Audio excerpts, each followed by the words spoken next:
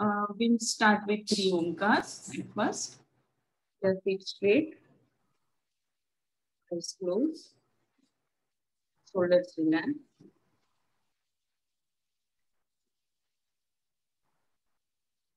Inhale, exhale.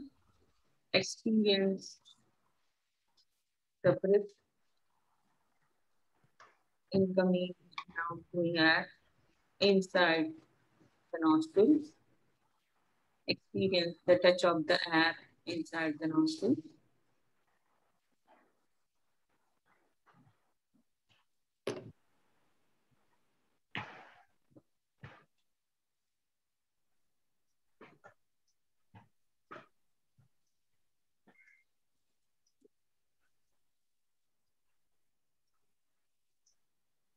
Take a deep inhalation. We'll chant 3 Omkars.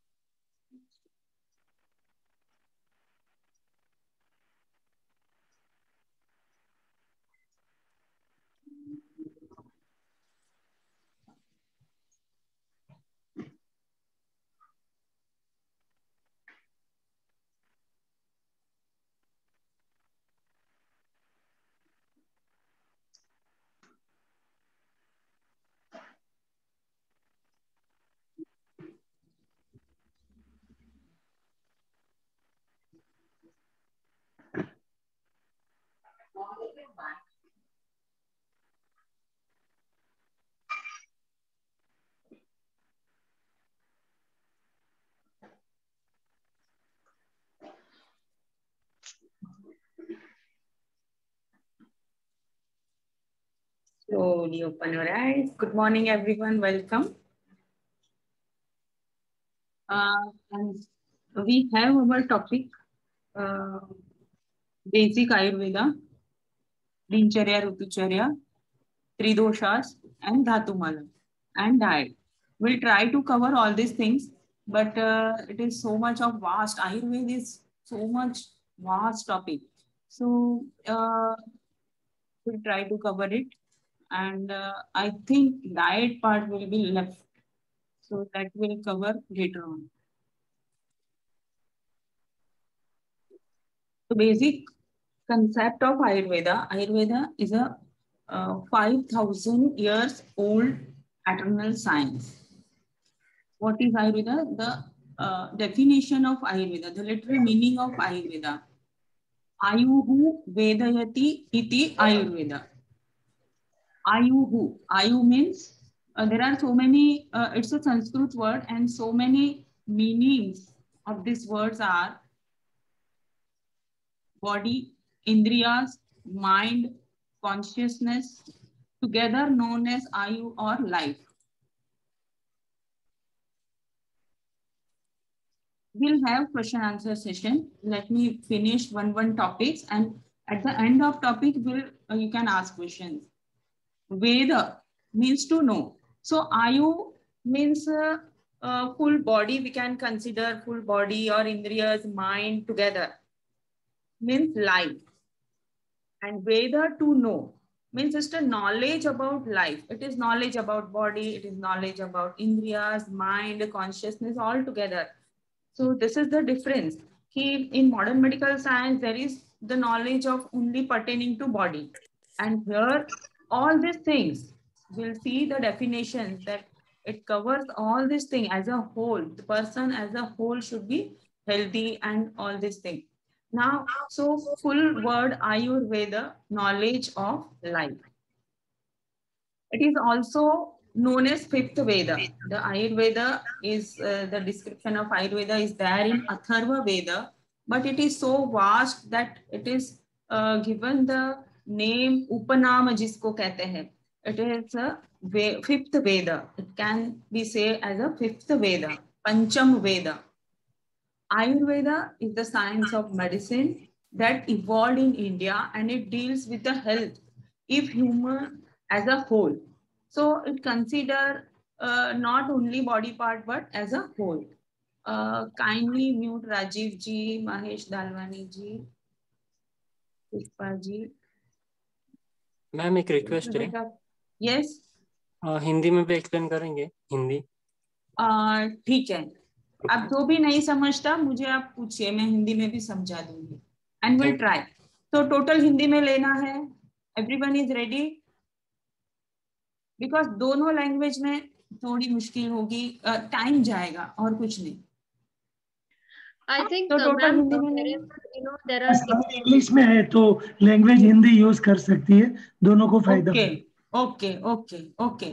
सो हिंदी में ही पूरा लेते हैं क्योंकि नोट्स आपकी इंग्लिश में है जैसे सर ने बताया, तो हम वो करेंगे. So the knowledge of Ayurveda is transmitted from God to sage and then to human physicians. तो ये जो है वो God means it's a वेद. सी वेद जैसे आप अभी पढ़ेंगे कि वेद का ओरिजिन कैसे है, कि वेद का ओरिजिन वो भगवान से है, गॉड से है. Right. Here the sequence is given. यहाँ पे पूरी सीक्वेंस दी गई है कि Brahma, then Prajapati, then Ashwini Kumar.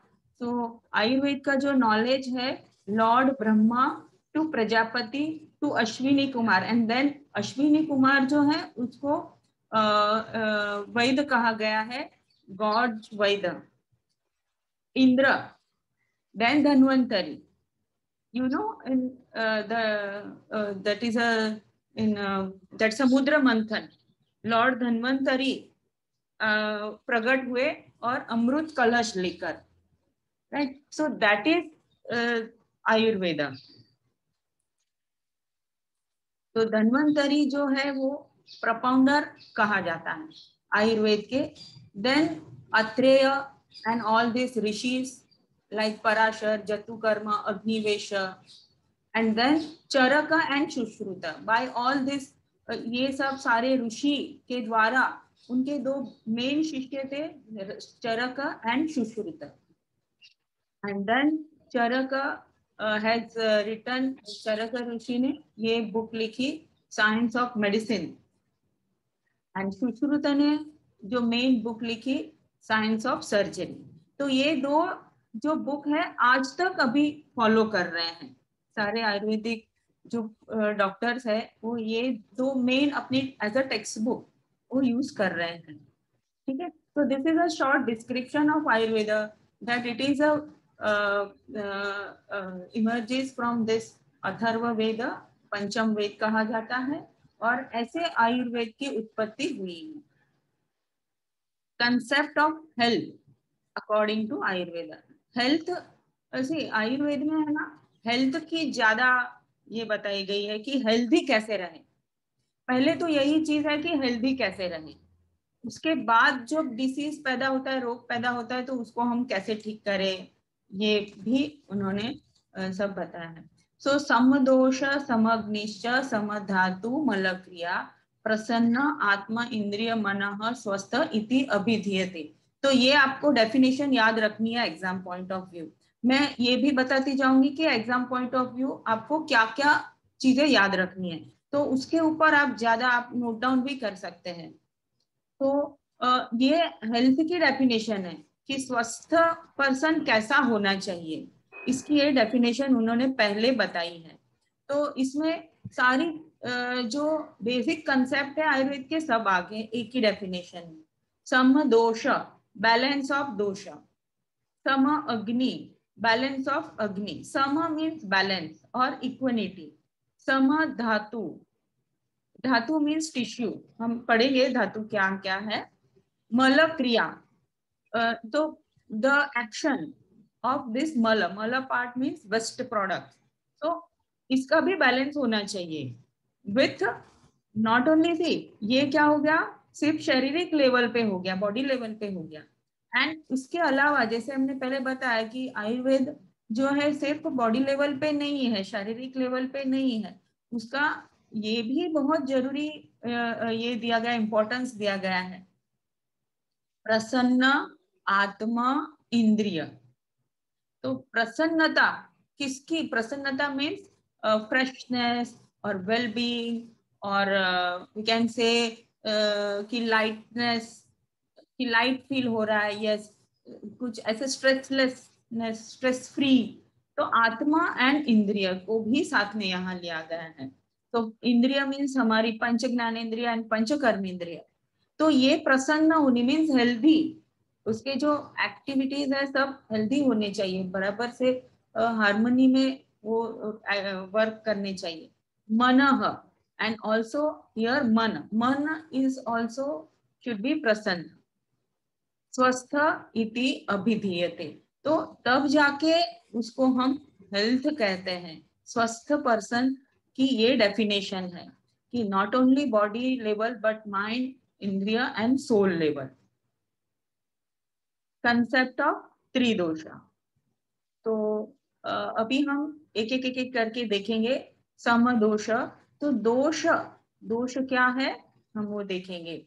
Generally हम ऐसे देखते हैं कि दोष मीन्स कुछ गलत बात करना, कि भूल करना, कोई ऐसे बड़े क्राइम करना, तो उसको कहते हैं दोष लगा. और बट आयुर्वेद में ऐसे नहीं है कि दोष मीन्स ऐसी गलत बात. नहीं, ऐसे नहीं है. आयुर्वेद में एक दोष, उसका सब मीनिंग अलग है. इट इज ह्यूमर कहते हैं या तो एनर्जी कहते हैं, ऐसा कंसेप्ट है दोष में. तो वो बराबर से उसके हार्मनी में रहना चाहिए, उसका बैलेंस बराबर से होना चाहिए. Otherwise it may produce dosha, problem in the body. That's why this dosha is the name has given dosha. तो इसका बैलेंस एंड आयुर्वेद जो पूरा है ना, ये तीनों के आजू बाजू घूमता है. बस आयुर्वेद पूरा तीन दोष के आजू बाजू घूमता है. कि कुछ भी है तो दोष के अनुसार डायग्नोज करते हैं एंड उसके अनुसार उनके मेडिसिन, डाइट सब रहते हैं. तो दोष, त्रिदोष, जैसे हमारे योग में कैसा है कि दिस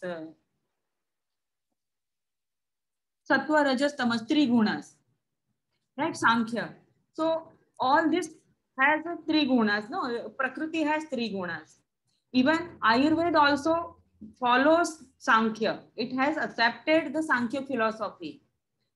आयुर्वेद ने सांख्य का ही बेस लिया है अपने इसमें डायग्नोसिस में भी. उन्होंने सांख्य का बेस लिया है. Out of that 6 Darshan it follows Sankhya philosophy. तो जैसे सत्व रजस तमस पूरे प्रकृति में वही गुण है, like that in this Ayurveda also moves around these three doshas. तो मन और मन के भी त्रिदोष की असर मन के ऊपर भी होती है, बॉडी के ऊपर भी होती है, इंद्रियों के ऊपर भी होती है. तो वैसे ये डायग्नोसिस होता है उनका. तो according to Ayurveda, health exists when there is a balance between three fundamental bodily humor or doshas called Vata, Pitta and Kapha. तो तीन दोष के नाम है vata, pitta and cough.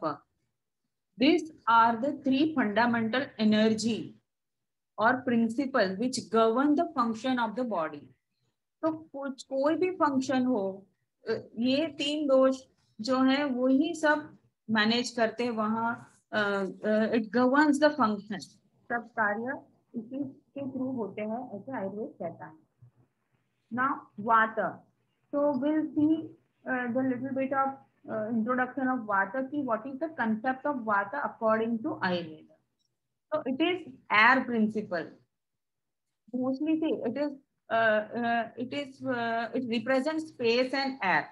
Out of our Pancha Mahabhutas, Vata has space and air, both the things. But air is more. We can say 70% air principle, it has quality of air, and 30% space. So like that, so it has more of qualities of air. ज़्यादा उसकी air की इसमें गुण रहेंगे. It is the air principle necessary to mobilize the function of nervous system. तो हमने ये हम देख सकते हैं कि वाता is the main function of Vata is movement, dryness, right. जैसे हमने कपड़े सुखाए हैं तो हवा से वो गीले कपड़े सूख जाएंगे, So this is the quality of air. Like that, you can apply this knowledge in this also. प्रकृति also. Movement, कुछ भी move हो रहा है, जैसे पर्दे हिल रहे हैं, तो क्यों हिल रहे हैं? Due to air, हवा आ रही है इसलिए हिल रहे हैं. तो any movement in the body is vata, is due to vata. After means body के अंदर, शरीर के अंदर और शरीर के बाहर जो भी movement हो रही है वो वात की वजह से हो रही है. तो जैसे हार्ट है, वो ब्लड फेंकता है पूरे शरीर में, थ्रोज द ब्लड, राइट? तो from heart it moves all over the body, blood पूरे शरीर में घूमता है. क्यों घूमता है? Because of water. So Ayurveda says that because of water, whatever movement is there in the body is due to vata.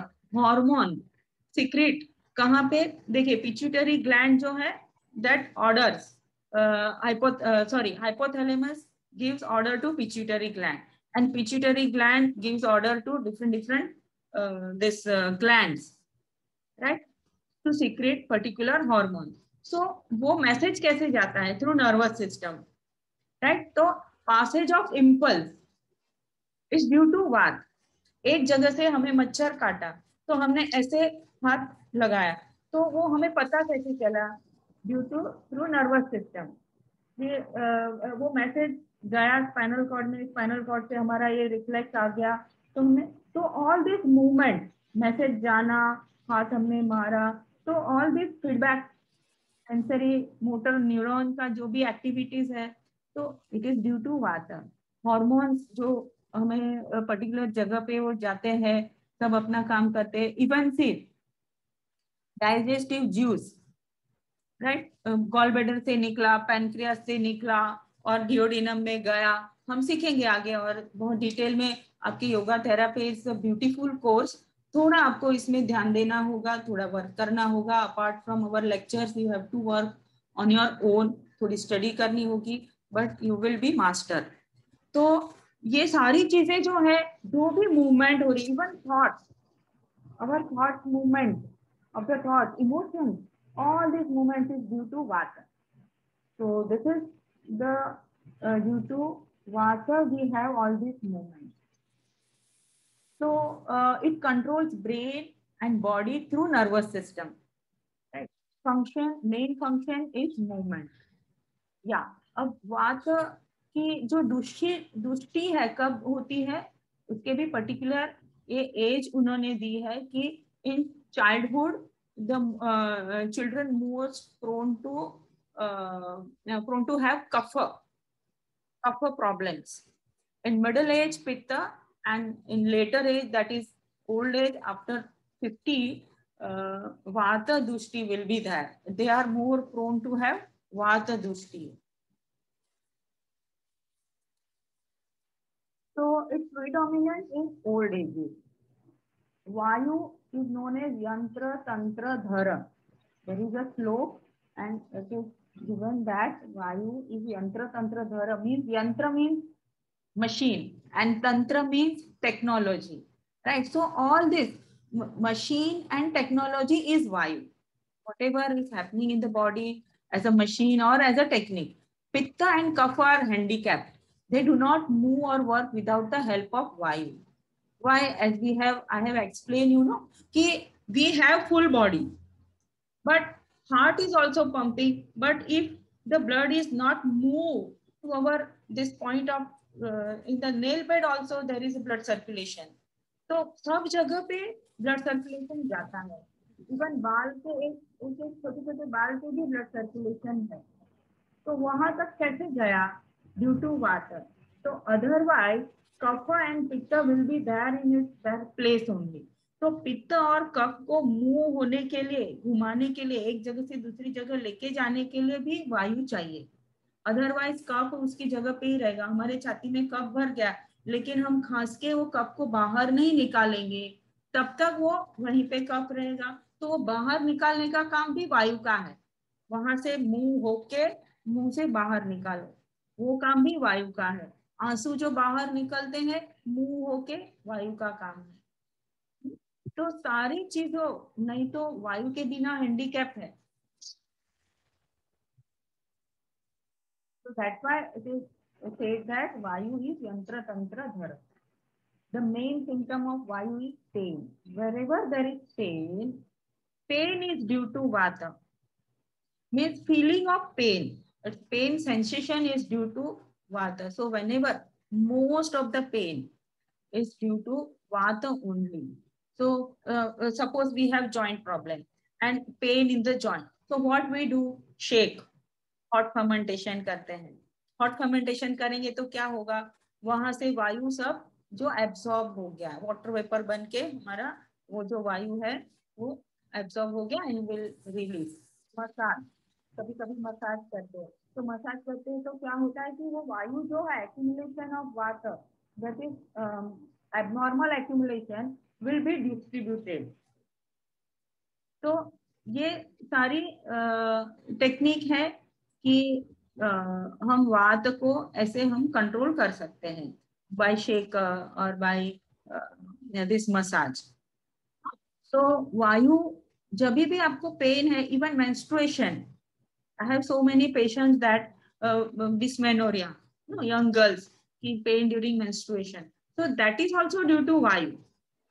तो कभी कभी डाइट में हम फेरफार दे देते हैं उनको. मेडिसिन तो कभी वो इमरजेंसी में आते हैं तो हमें उनको मेडिसिन देनी पड़ती है, इंजेक्शन देने पड़ते हैं, लेकिन मैं क्या करती हूँ, फिर डाइट प्रिस्क्राइब कर देती हूँ कि एक हफ्ते पहले आपको ये सब नहीं खाना है, वायु प्रोड्यूस करने वाली चीजें नहीं खानी है, मैं लिख के दे देती हूँ पूरा. और वो जब फॉलो करेंगे नेक्स्ट मेंस्ट्रुएशन, उनको बहुत फायदा होता है. तो दिस इज द थिंग कि वायु को हमने वहां एक्यूमुलेट होने से ये रोक लिया, कि एबनॉर्मल एक्शन हमने वायु की रोक ली. नॉर्मल एक्शन चाहिए, लेकिन एबनॉर्मल जब होता है तभी प्रॉब्लम होते हैं. So the treatment of this Vata dosha is oil and basti. So in Ayurveda it is said that they have given that whenever there is excessive Vata problem, the treatment in Panchakarma, there is treatment, and in medicines also there to reduce Vata dosha. But in why I have taken here Basti, why? Because in yoga also we have this Shatakarma, and one of Shatakarma is Basti. So whenever as a therapist you find that this person has Vata and all this, you can prescribe them Basti. So oil Basti they have in Ayurveda, they have oil Basti and Kadha Basti. But in yoga we have only warm water Basti, right? We do not add anything in Basti. So this is the treatment for particularly for Vata. And also oil, see we do oil massage, right? Or we gulp oil or castor oil type of oil for Vata dosha. So 5 main types of Vayu. This is again is there. See, yoga and Ayurveda goes hand to hand. दोनों साथ साथ में भाई बहन की तरह हाथ में हाथ मिला के चलते हैं. तो दोनों को एक दूसरे का सपोर्ट है, पूरक है. सॉरी, प्राण. So 5 types of main prana: Udana, Samana, Apana, and Vyana. Source of life. Prana is a source of life, right? Outside to inside. This pranavayu moves. The movement of pranavayu is from outside to inside. बाहर से अंदर की body में आते हैं. Swallowing of the food means what? Outside to inside means what? The function of prana is what? Swallowing of food. बाहर से हमने खाना अंदर लिया and swallow किया. So that is the action of pranavayu. Now this will help you to diagnosis also. If someone has this problem in swallowing or that, you can know, you can tell that ki some problem is there in pranavayu. Water. Yes, we drink water. Breathing. Main seat is chest. जो main उसकी office जिसको कहते हैं head office, प्राण की head office है chest. That is from throat to diaphragm. तो throat यहाँ से लेके थ्रोट से लेके at the end of this, यहाँ जो खड्डा है वहां से लेके क्लैविकल बोन, पोलार बोन से लेकर हमारे डायफ्राम तक. तो eight the end of sternum bone. This is the main area of प्राण. उदान, source of strength of body and mind. So this is source of life, this is source of strength, जो बल body का and मन का, inside to outside. The movement of udana is from inside to outside. Speech, whatever we speak, बाहर अंदर से हमने बाहर मैंने आवाज निकाला तभी आपको सुनाई दिया, राइट. मेमोरी, इंटेलेक्ट, जो भी हम पेपर लिखते हैं मेमोरी है ब्रेन में, वो हम लिखते हैं, तो that is memory. Intellect, tears from the eyes etcetera are the function of udana from head to throat. तो उदान जो है वो सिर से लेके हमारे थ्रोट तक, यहाँ जो कॉलर बोन तक उसका एरिया है. तो इसमें क्या क्या आ गया? All 5 sense organs, right. Skin तो पूरे शरीर में है, फैली हुई है, पूरे शरीर को कवर किए हुए है, लेकिन आंखें, कान, नाक, जीभ, तो ये सारे, ब्रेन, सारे फंक्शन उदान वायु के हाथ में है. Pituitary gland, your thyroid gland, so udana has great importance, right? So this is udana. Samana, digestion from diaphragm to umbilicus. So main seat of the main area is from diaphragm at the end of sternum to umbilicus, navel. That is the area of samana. अब वहाँ क्या क्या organs आ गए ना, you have to think that यहाँ कौन कौन से organ है ये एरिया में, तो वो समान वायु का प्रॉब्लम है, ये आप समझ लीजिए कि stomach, spleen, you will know all this anatomy, physiology, where the organ is situated, liver, gallbladder, pancreas, or upper part of small intestine, that is duodenum. तो ये सारे समान वायु के काम है. तो इवन भगवत गीता में भी कहा है ना, अहम वैश्वानरो भूत्वा प्राणी नाम देयम, तो वो क्या वहां पे डाइजेशन पूरा वहां पे प्रोसेस होती है समान वायु. तो that is the seat of samana. Apana from umbilicus to pelvic floor. अब नीचे pelvic floor, umbilicus to pelvic floor. Downward movement, here there is apana movement is the normal movement of apana is downward. So expulsion of urine, stool, fetus, menses, semen, all is in the hand of apana. That is the function of apana vata. So whenever there is constipation or something, you can know that now ki oh there is a constipation, means it is below umbilicus, the small intestine, and our rectum is below umbilicus, right? So it is the function of apana. तो चलो अपान वायु की movement कैसी होनी चाहिए? Downward. अगर upward movement है तो प्रॉब्लम है. अपवर्ड मूवमेंट है तो क्या होगा? वो समान के ऊपर प्रेशर करेगा और वो प्राण के ऊपर प्रेशर करेगा, उदान के ऊपर प्रेशर आएगा, तो तब जाके हमें सिर दर्द होता है. तो इसलिए कभी ना इंडाइजेशन में हमें सिर दर्द होता है, हम कहते हैं कि पित्त का सिर दर्द है. वाई पित्त का सिर दर्द? बिकॉज अपाना इज मूविंग अपवर्ड, तो इसलिए वो पूरे इसके ऊपर प्रेशर डाल रहा है. एयर का कितना प्रेशर होता है ना, वो तो फिजिक्स का अब सबको पता ही होगा कि air pressure is the greatest pressure. Now vyana, so all over the body, vyana जो है पूरे शरीर में फैला हुआ है through our nervous system and blood circulation system. carries rasa and blood throughout the body. Rasa means nutrients. तो आयुर्वेद में वो रस ऐसे शब्द बताया गया है न्यूट्रिएंट्स के लिए. तो जो भी आहार रस रहता है, the essence we can say, right. So that is vyanavata. और इसमें भी क्या है कि ये सारे चारों जो वायुज है, प्राण, उदान, समान है, अपान, उनका भी बॉस कौन है? व्यान है, राइट. तो व्यान जो है सबका बॉस है. व्यान के बगैर ये भी सब अपना वर्क बराबर से नहीं कर पाएंगे, क्योंकि इसमें भी कोऑर्डिनेशन करना, कि जैसे समान में डाइजेशन हो गया और अपान की तरफ भेजना, तो वो किसका काम है? व्यान का काम है ना. तो ये सारी चीजें फिर हमें अगर इसमें भी अगर ये है प्राण टू उदान, कफ है वो प्राण के एरिया में है, लेकिन हम मुंह से वो कफ बलगम निकालते हैं, वो फिर प्राण के एरिया में आ गया, सॉरी ये उदान के एरिया में आ गया. तो वो काम कौन करता है? वो काम व्यान करता है। तो coordination between all this 4 pranas is the function of vyana, right. ना उपप्राण, नाग, कर्म, क्रिकर, देवदत्त, धनंजय, तो ये उपप्राण हो गए, सब प्राण, सबऑर्डिनेट। तो regulates burping, kurma, not karma, it is you, it is spelling mistake here. Controls blinking, trickle governs sneezing, Devdatta controls yawning, Dhananjay controls the functionality of heart valves. When any of vayu imbalances hamper the function of those particular part of the body. तो यहाँ कुछ भी, कोई भी, जैसे हमने समझा कि कहीं भी डिस्टरबेंस है तो आप अब समझ सकते हो कि ओ यहाँ पे डिस्टरबेंस है, तो हमने ये वायु के ऊपर काम करना है। और कैसे काम करना वो आपको योगा थेरेपी में इन डिटेल हम समझाते हैं। पित्त,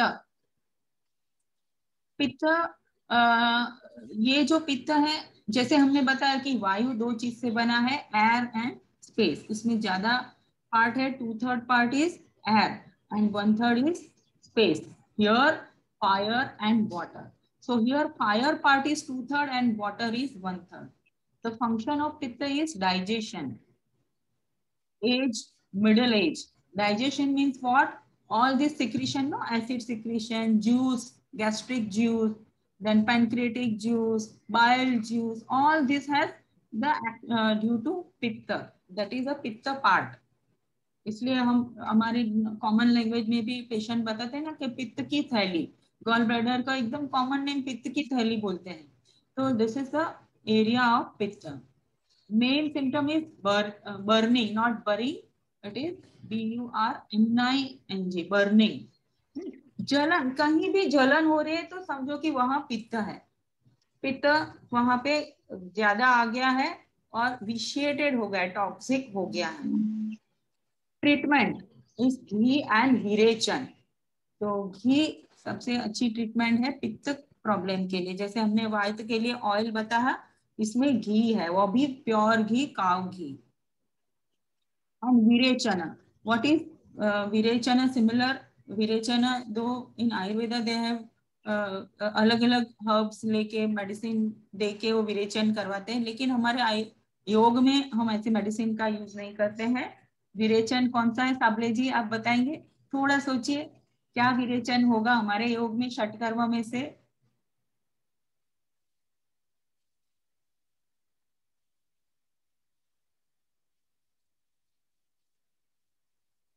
शंख प्रक्षालन। हाँ, तो शंख प्रक्षालन, दो शंख प्रक्षालन this balance all the doshas, but particularly it has its effect of virechana. 5 types of pitta. Now we have 5 types of pitta. That is, अभी मेरे पास एक लड़की आई थी 2 दिन पहले जब मैं गुजरात में थी, कि उसको रेड फुंसिया बहुत हो जाती है। तो मैंने उसको, यही रेड है, सी कलर ऑफ पित्त, येलो रेड, लाइक फायर का कैसा कलर है, लाइक दैट ओनली। बर्निंग है, जलन होती है, बर्निंग है। मैंने उसको शंख प्रक्षालन एडवाइस किया, अब देखो वो करती है और कैसे रिजल्ट मिलता है हमें पता चले। तो like that you can try, तो आपको रिजल्ट मिलेंगे, वो बताएंगे, ये करेंगे तो रिजल्ट मिलेगा। कभी कभी लोग नहीं करते हैं तो रिजल्ट नहीं मिलेगा, है ना। तो ऐसे आप अभी सोच के थोड़ा अपना ये करके उनको एडवाइस कर सकते हैं। अब वो तो गुजरात में है, मैंने तो जस्ट उसको ये दिया और वीडियो सब दिए, अब वो करेगी तो ठीक है। लेकिन हम तो हमारे यहाँ पे कोई भी अगर ऐसे है तो हम हमारे गाइडेंस में हम उनको करवा सकते हैं। तो ये पाचक पित्त, यस, 5 टाइप्स ऑफ पित्त आर पाचक पित्त। पाचक का कहाँ पे जगह है, उसकी ऑफिस है स्टमक, डाइजेशन ऑफ फूड। रंजक पित्त से नाम ही है पाचक पित्त। रंजक पित्त कहाँ पे रहता है? Liver, spleen and gall bladder. Ranjak means उसका colour, it's a Sanskrit word that it gives color. It gives color to blood also. It gives the red color is due to this Ranjaka Pitta. And color to stool, हमारे जो motion है उसका भी colour due to रंजक पित्त। deals with formation of stool and blood chemistry. So much of spelling mistake here. It's a blood, huh? Not cold. Give color to blood, right? So all this, and also I will tell you that all this metabolic activity, the chemical action is happening in the body, chemical processes is due to pitta. तो कहाँ कहाँ वो chemical, all this chemical action is due to pitta. तो stomach में जो होती है chemical action वो due to pachak pitta. Liver में जो केमिकल एक्शन होती है ड्यू टू रंजक पित्त. तो जो भी केमिकल रिएक्शंस होते हैं, हम जो भी ग्लूकोज लेते हैं ऑक्सीजन की मदद से उसको कार्बन डाइऑक्साइड में रूपांतर करो एनर्जी, और ये जो भी any chemical process is due to pitta. Alochak पित्त located in the eyes, process of vision. See, आंख जो है वहां आंख के अंदर फायर है, इसलिए हम देखते हैं. लाइट है यहाँ पे, ईश्वर ने यहाँ लाइट दी है. तो eyes is also a स्थान of पित्त. Maintenance of good eyesight, process of vision and maintenance of good eyesight. So that is in the hand of आलोचक पित्त. साधक पित्त, balance the function of heart in case of emotional distress. Sadhak pitta. So that's why when we do sadhana meditation, it balances the function of heart. So now it is so interesting to know that all this thing is so scientific. So yoga and ayurveda has, जैसे मैंने बताया कि हाथ में हाथ मिला के है. तो this is proved कि साधक पित्त साधना, उसको नाम ही ऐसे 5000 सालों पहले उन्होंने ये बताया कि साधक पित्त affects heart. Feeling of anger, greed, happiness, love and devotion are associated with sadhak pitta. Now fifth number, भ्राजक पित्त. उसकी भ्राजक पित्त की कहाँ जगह है? स्किन पे. Maintains temperature and complexion. So it has its effect on this skin. तो body temperature maintain करना, कॉम्प्लेक्शन गोरा काला, ये सब भ्राजक पित्त के ऊपर डिपेंड है. तो दिस इज पित्त. नाउ कफ. तो कफ के भी दो, हमने जैसे बताया कि दो चीजों से हमारे ये पंच महाभूत से ही ये त्रिदोष बने हैं. तो वाटर एंड अर्थ, लेकिन इसमें earth is 2/3 and water is 1/3. तो ग्रोथ, अर्थ या why in childhood, yes, middle age. हाँ, पित्त को मिडल एज हमने बताया. तो इसमें देखिए एज चाइल्डहुड, क्यों चाइल्डहुड में कफ ज्यादा होना भी चाहिए? क्योंकि ग्रोइंग एज है और कफ का क्या फंक्शन है? Growing, growth. तो अर्थ प्रिंसिपल हमारे छोटे बेबी में से जब एडल्ट बनते हैं तो बोन्स की ग्रोथ होती है, मसल की ग्रोथ होती है, ऑल सब growing age. It's a growing age. So it is in the hand of this kapha. तो अर्थ प्रिंसिपल ज्यादा होना चाहिए क्योंकि बॉडी में जो भी पंच महाभूत है तो muscles, bones, these all are earth principles, right? So age is childhood. Main symptom is heaviness. Whenever there is heaviness, there is kapha. Treatment is honey and vaman, right? In Ayurveda they have different वो काढ़ा पिला के वमन करवाते हैं, medicine herbs का use करते हैं. लेकिन हमारे योग में सिर्फ प्लेन हम वाटर यूज करते हैं, salted water, that is saline water, और कभी कभी कोई कोई लेमन भी डालते हैं. तो ये है. तो हनी वो रिड्यूसेस हैवीनेस एंड कफ दोष, ऐसे बता. 5 types of kapha. Here also there are 5 types of kapha. Kledaka kapha, the seat of kledaka kapha is in stomach. Why? अभी देखिए आप पूछेंगे कि अरे पित्त में, स्टमक पित्त में भी है, अरे सॉरी, पित्त स्टमक में भी है और कफ भी है स्टमक में. यस, तीनों चीज रहेगी, हर जगह तीनों चीज रहेगी.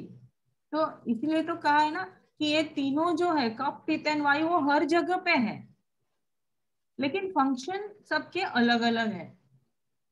सब तीनों एक साथ अपने एक दूसरे को मदद करके वो पूरा फंक्शन करते हैं. हर जगह तीनों चीज रहेगी. तो इवन स्टमक में भी कफ चीज है, वो क्या करता है? मॉइस्चर, चिकनाहट देना जो है, वो काइम जो बनता है द लिक्विड चर्न होकर जो लिक्विड उसमें भी चिकनाहट है, वो जो चिकनाहट है वो that is due to kapha. Helps in moisturising the food. If sweet, it is sweet, not if it. It is sweet, starchy, heavy, liquid food are eaten often. More kapha produce and body become heavy and bulky. तो अब जब हम ऐसी चीजें खाएंगे ज्यादा तो heaviness बढ़ेगी. तो जिनको कफ प्रॉब्लम है, that's why see in Ayurveda whenever there is kapha problem और that rhinitis और सर्दी जब होती है तब क्या एडवाइस करते हैं, कम खाओ. ऑटोमेटिक भूख नहीं लगेगी. ऑटोमेटिक आपने भी ये किया होगा, मार्क किया होगा कि सर्दी है तो आपको खाने की इच्छा नहीं होगी, टेस्ट नहीं होगा, खाने की इच्छा नहीं होगी. तो बॉडी खुद ऐसे डिमांड करता है कि अभी मत खाओ क्योंकि ऑलरेडी कफ प्रॉब्लम ज्यादा हो गया. अभी लाइट जैसे हम गरम ऐसे खाते हैं, है ना, तो हैवीनेस कम हो जाती है और हम ठीक होते हैं. तो Ayurveda is so perfect science. बोधक कफ in tongue, taste of food. It moistures the mouth to facilitate talking as well as eating. तो जो माउथ कैविटी में जो है बोधक कफ कहते हैं. अवलंबक कफ इन रेस्पिरेटरी ट्रैक्ट. रेस्पिरेटरी ट्रैक्ट में भी म्यूकस है. क्यों? जो फॉरेन पार्टिकल्स वैसे तो नाक से वो छनके जाते हैं, लेकिन कभी कभी जो छने नहीं है, बारीक बहुत है, वो म्यूकस में अटक जाते हैं. एंड हमें कभी छींक या तो कफ ऐसे थोड़ी सी बारीक कफ आके हम वो फॉरेन पार्टिकल्स निकाल देते हैं. तो that is avalambaka kapha prevents damage to soft tissue and mucus lining caused by inhale air and other particles. It protects from heat, lung and upper intestine. Heart, not heat. HEART, heart. So सब देखिए, heart के आजू बाजू भी covering है pericardium, lungs के आजू बाजू भी कवरिंग है प्लूरा, उसके अंदर भी फ्लूइड है. तो that is what it is, avalambaka kapha. It is protection layer. Shleshaka kapha in joints. It lubricates bones of joints, not bony, lubricates bony joints, prevent their function during movements. So synovial fluid protects joint from wear and tear. We have in synovial fluid, no, in between the big joint there are synovial joints. So that synovial joint, that fluid is shleshaka type of kapha. चिकनाहट है तो kapha is heavy, is sticky substance. Tarpaka kapha in head prevents provide nutrients to brain cells, gives lubrication and protection to brain and spinal cord. So there is cerebrospinal fluid covers all this brain and spinal cord, right? So that fluid is also sticky and it is tarpak kapha. So we have finished our 3 dosha part. If any question, we can have 2-3 questions. Ma'am, will you share the PDF? PDF yes, मैं sir को बता दूंगी, sir आपको share कर देंगे. Okay, ma'am. Ma'am वो पित्त का कॉम्बिनेशन बोला ना आपने, फायर प्लस वाटर, तो so pitta is made up of that thing like kapha you said, earth and water. Yes 2 principle उसमें रहेंगे.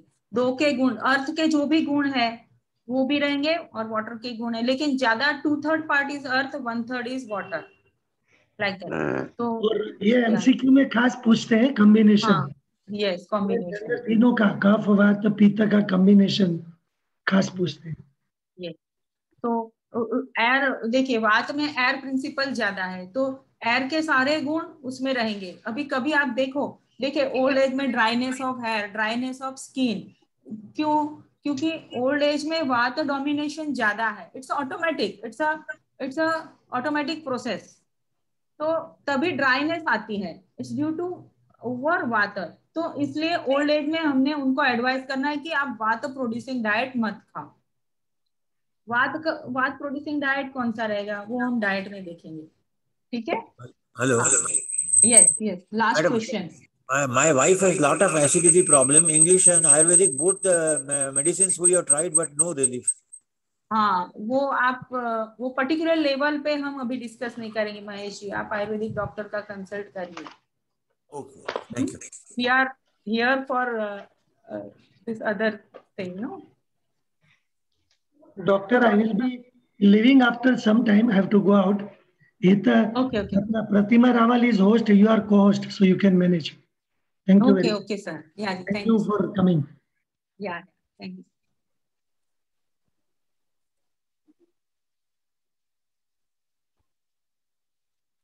Okay, so now Agni, concept of Agni. Agni is the invariable agent in the process of Paka. So whenever there is a, we have seen no कि पित्त का काम क्या है, digestion, and Agni भी एक fire principle है. So whatever chemical process is happen is due to this Agni, the fire principle. Process of पकाना, जिसको हम कहते हैं ना कि चलो आम पक गया, means what, due to heat वो पकना होता है. तो हम जो भी खाना खाते हैं ना, वो भी अंदर पकना चाहिए, कच्चा नहीं रहना चाहिए. तो that is the function of Agni in the body. There are different types of Agni that we'll see. तो डाइजेशन एंड ट्रांसफॉर्मेशन, कि जैसे हमने प्रोटीन फूड खाया, प्रोटीन का सिंथेसिस टूटता है, प्रोटीन 3 जगह पे टूटता है, स्टमक में, इंटेस्टाइन में, डिओडिनम में एंड इंटेस्टाइन में, एंड देन लिवर में. तो 3 जगह प्रोटीन टूटता है, तब जाके प्रोटीन डाइजेस्ट होगा, प्रोटीन अच्छे से पकेगा. फाइनल उसका क्या रहेगा, प्रोटीन का ग्लूकोज में कन्वर्ट होके वो लिवर में स्टोर होगा. तो ऑल दिस ट्रांसफॉर्मेशन आपने अब पढ़ेंगे डिटेल में, थेरेपी में बहुत अच्छा डिटेल में ये सारी चीजें कि कैसे कन्वर्जन होता है, क्या स्टोर होता है, वो सब. तो ये सारी चीजें जो है ड्यू टू अग्नि, आयुर्वेद ऐसे कहता है कि वो अग्नि पार्ट है, वही ये सब चीज करता है. म्यूट, जो भी अनम्यूट है वो म्यूट करिए प्लीज. छाया जी, महेश जी, निहारिका जी, अपने आप को म्यूट करिए please. Yeah. So ingested food is to be digested. Ingested mean हमने जो भी खाना खाया उसको डाइजेस्ट होना है, एब्सॉर्ब होना है, कि बॉडी में वो एब्सॉर्ब होना है and assimilated. So what is absorption? We have digestion, तो पता चला कि चलो आपने ये खाना खाया, स्टमक में चर्न हुआ, फिर इंटेस्टाइन में गया, वहां सब जूसेस डिओडिनम में ऐड होके फिर इंटेस्टाइन में, स्मॉल इंटेस्टाइन में गए. स्मॉल इंटेस्टाइन में जो सब वाइलाइज रहती है, वहां फूड जो न्यूट्रिएंट्स है वो सारे एब्सॉर्ब हो जाएंगे ब्लड में. वहां से ब्लड से वो सब जाएगा न्यूट्रिएंट्स लिवर में, लिवर को अपना हफ्ता देंगे, जितनी जो बॉडी में जरूरत है वो जाएगा, और बाकी जो एक्स्ट्रा चीजें है लिवर अपने पास रख लेगा. तो सबको लिवर के पास जाना है. Liver is a check post, इसे हम कहेंगे कि मुलुंड से थाने जाना है तो कैसे चेक पोस्ट है ना, वैसे सबको वो वहां से निकलना ही है. All nutrients, all toxins also pass through liver only.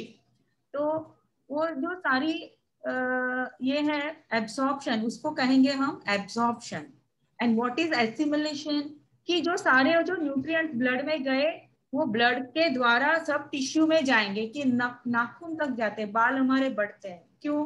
क्योंकि वो एसिमुलेशन हुआ, वो न्यूट्रिएंट्स का एसिमुलेशन हुआ, तब जाके बाल बढ़े, नाखून बढ़े, हमारी बॉडी ग्रो हो गई, लाइक दैट. तो digestion involves 3 kinds of process: turning, absorption and assimilation. तब जाके हम कहेंगे कि डाइजेशन हुआ. और हम सादी भाषा में, आयुर्वेद की भाषा में कहें तो पकना. तो अग्नि, तो वो अग्नि, ये सब कौन करता है? All this thing, digestion, absorption, assimilation, due to agni. Now there are 13 types of agni. Jatharagni 1, भूताग्नि 5 types of भूताग्नि, पंच महाभूत, अग्नि ऑफ पंच महाभूत. तो what ever earth we have, roti has earth, more of earth part in it, right? So जो भी solid food खाएंगे उसको digest करने का काम है अर्थ. अर्थ अग्नि, दैट पृथ्वी अग्नि, राइट। जो भी हम लिक्विड लेते हैं उसका तो वो है जल अग्नि। तो ऐसे सब पंच महाभूत अग्नि है। तो दैट इज पंच महाभूत अग्नि, दैट इज 5 प्लस 7 धातु अग्नि, धातु अग्नि। तो all this tissues will see what is धातु। तो धातु को भी डाइजेस्ट करना सब, वो 7 टाइप्स है। तो that's why we have 13 types of agni. ये सब याद रखना होगा, नंबर्स एंड नाम आपको याद रखना। जठर अग्नि इज मोस्ट इंपॉर्टेंट वन। वह जठर अग्नि कहाँ पे है? स्टमक में है। This digests 4 types of food and transform into rasa and mala. So, yeah, 4 types of food. What are we have? You will have in philosophy. 4 types of food are bhaksha, bhojya, lehya and choshya. चारों तरह के जो food है, Ashwin ji and Prerna ji, please mute yourself.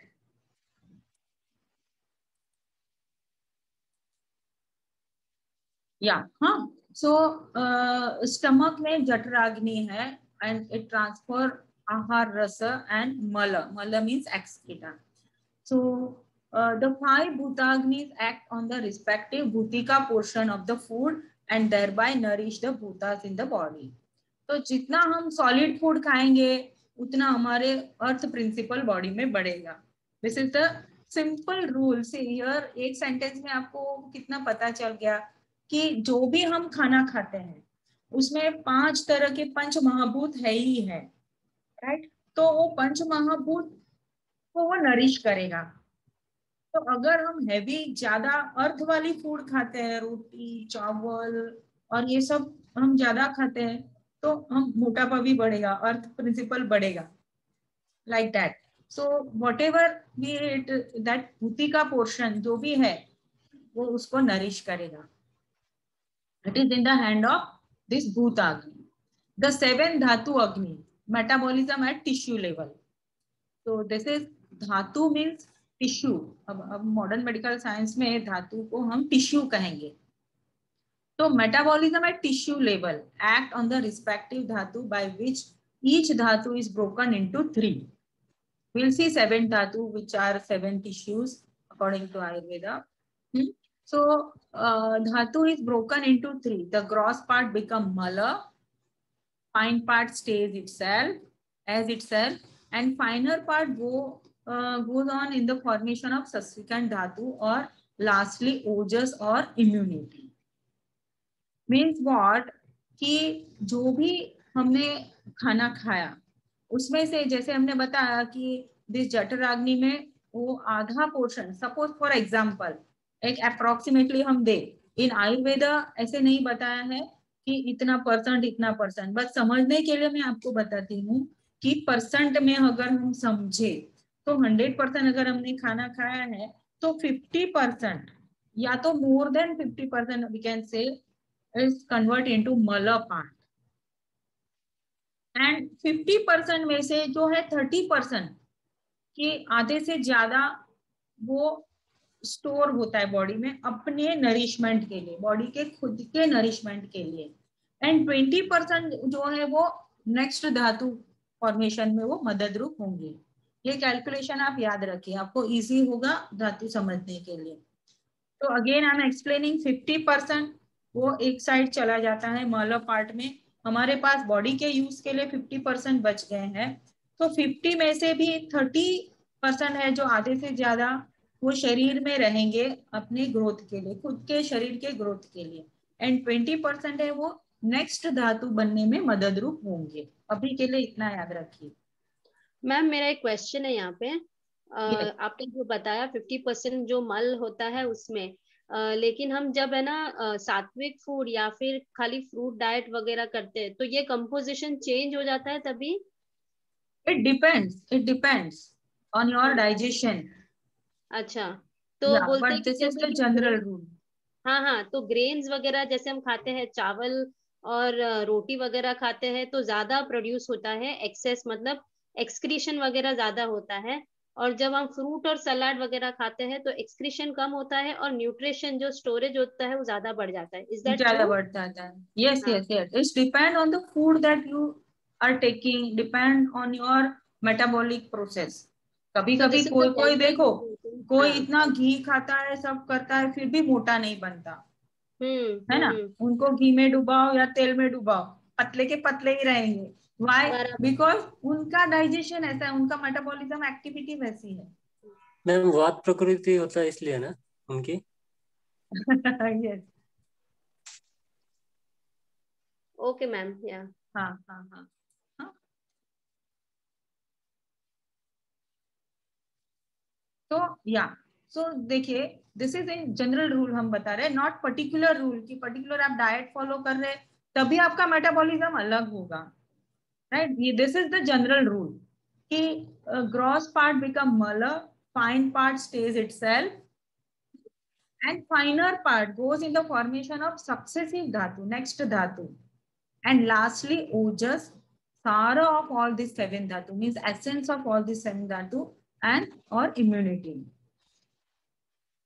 Sapta dhatu, see next our topic is constructing element. There are sapta dhatu are rasa, rakta, mas, med, asti, majja, shukra.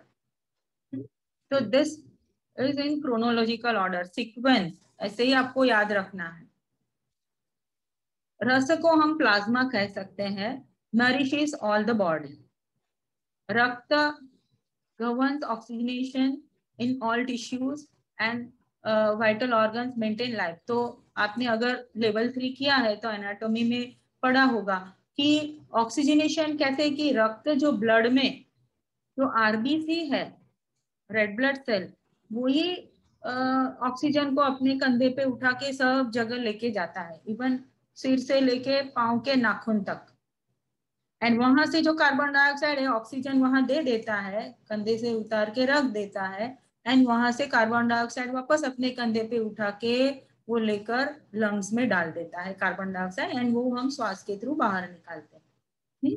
तो वो RBC का काम है. तो दैट रक्त governs oxygenation in all tissues and vital organs. So ये जो है ना, रस, plasma, blood, muscle, fat, bone, marrow and tissue, that शुक्र, ये जो है रस, रक्त, मांस, मेद, मज्जा, अस्थि, शुक्र, ये टिश्यूज है बॉडी के. जैसे हमने देखा था इसमें लेवल 3 में, या तो आप देखेंगे थेरेपी में इन डिटेल कि ये सारे टिश्यूज है.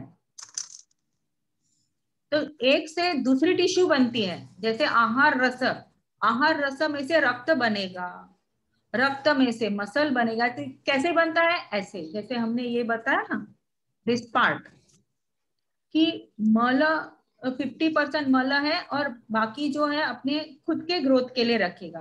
कि जैसे रस है वो खुद का भी जरूरत है प्लाज्मा में अपने न्यूट्रिएंट्स मेंटेन करना, एंड 20% जो हमने देखा कि बचता है वो नेक्स्ट धातु के लिए यूज होता है, वो अब रक्त बनने के लिए यूज होगा. समझे ये बात? This you have to understand very well. This is the base that you will diagnose so many things whenever patient comes to you. On this basic thing you can diagnose all these things. तो रस, जो भी हमारा आहार रस है उसमें से 50% जाएगा मल पार्ट, 30% खुद के लिए प्लाज्मा अपना बॉडी के लिए रखेगा, एंड 20% पार्ट है वो रक्त बनने में मदद करेगा. सेम थिंग हैपन, अब रक्त बन गया चलो पूरा, अब उसमें से भी 50% जाएगा मल पार्ट, 30% खुद के लिए रक्त अपने पास रखेगा, एंड 20% जो है वो मसल बनने में हेल्पफुल होगा. तो अब मसल बन गए, मसल का क्या काम है? लेपन, covers vital organs, movements of the joint, right. तो बोन को भी कवर करता है मसल. अब मसल पूरे बन गए, अब मसल की जब डाइजेशन होगी तो वी हैव सीन नो अग्नि, 7 धातु अग्नि. तो ये प्लाज्मा रस में से रक्त बनाने का काम जो कन्वर्शन होता है, this is in the hand of रस अग्नि. नाउ रक्त में से मांस बनने का काम किसका है? रक्त अग्नि, रक्ताग्नि, right. Now you understand, clear? हाँ. अब मांस बन गया, चलो मसल्स बन गए. अब मांस में से भी सेम वैसे फैट बनेगी. maintain lubrication. तो fat is necessary, it maintains lubrication and oiliness of all the tissues. तो इसलिए जीरो फिगर नहीं होनी चाहिए. अपना मीना कुमारी वाला फिगर ठीक है. तो मुझे थोड़ी मजाक करने की आदत है, बुरा मत मानना. तो फैट उसमें से बनेंगे बोन. तो यहाँ हमारा योग पार्ट आ गया थी.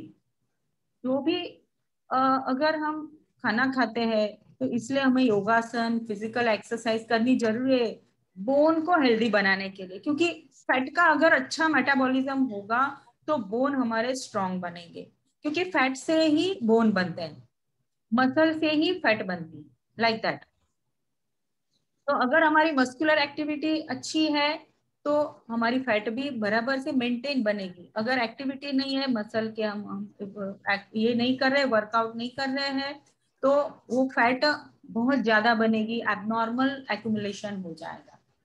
तो all this is in chronological order. एक की असर दूसरे के फॉर्मेशन में होती है.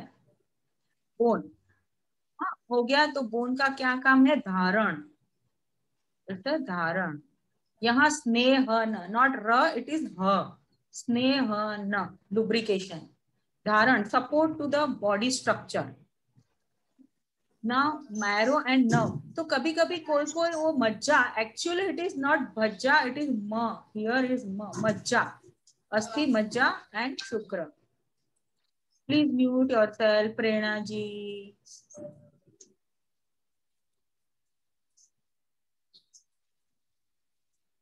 तो मज्जा, पूरण. पूरण मीन्स फिलिंग. तो ऐसा बताया है आयुर्वेद में कि मज्जा का काम है पूरण करना. तो हम according to modern medical science we can understand as a bone marrow also and nerves also. Fills a bony space. And शुक्र गर्भोत्पादन, नॉट भ, इट इज ग, गर्भोत्पादन. तो शुक्र is reproductive tissue, contains ingredients of all the tissues and responsible for reproduction. So this is the essence part, that ojas part we can say.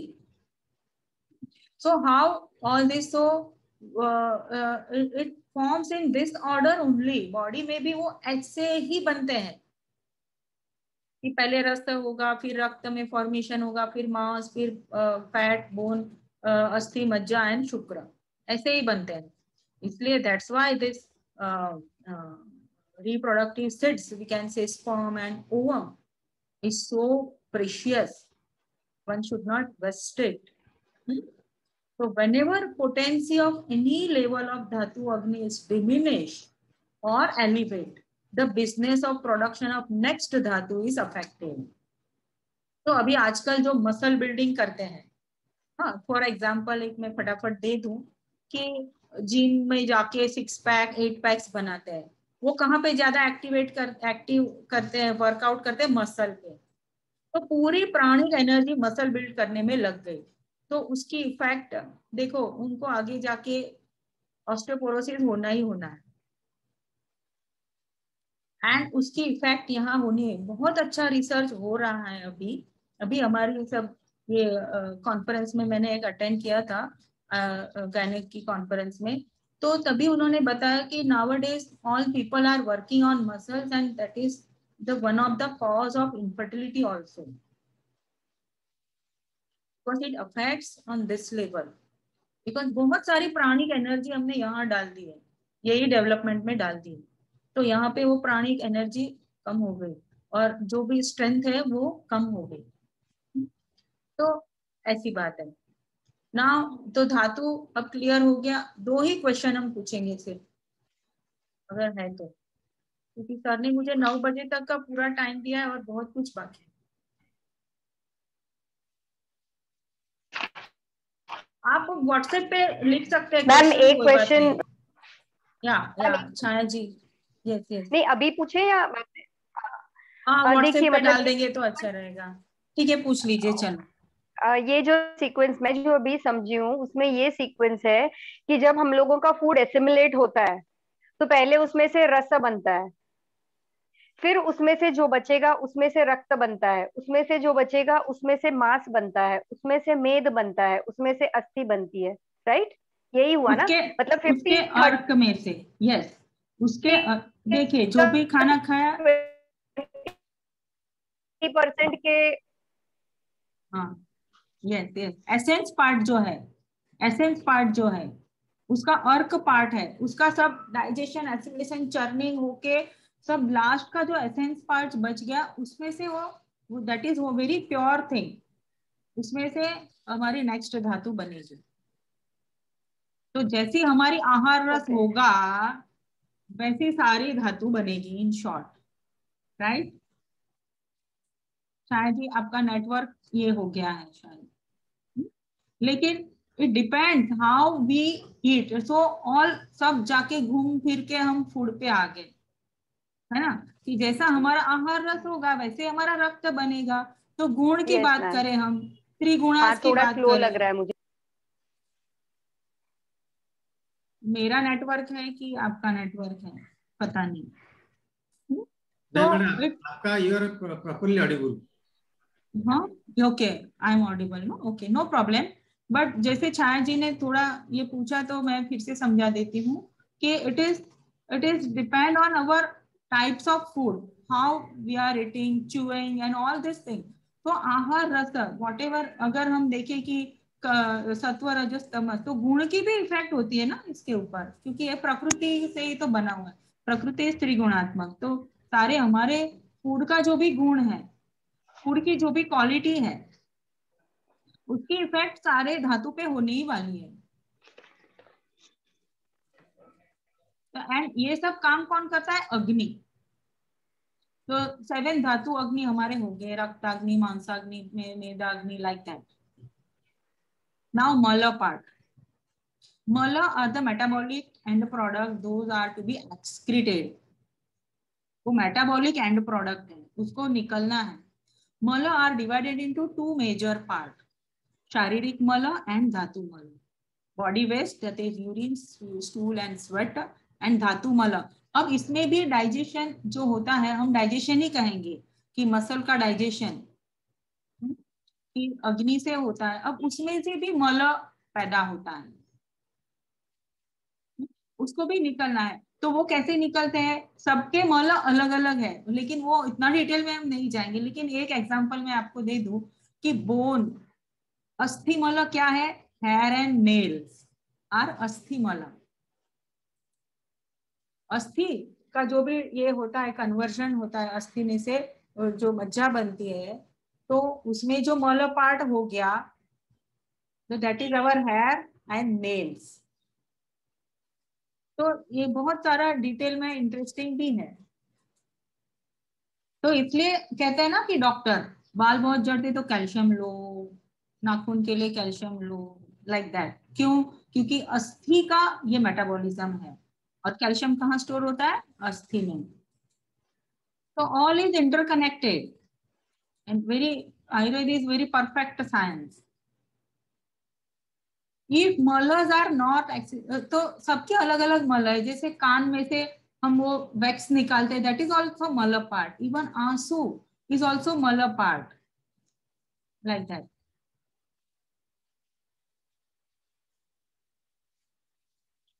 Menses is also mala part. वो सबके अलग अलग है, अब बताया है कि कौन सा क्या mala part है।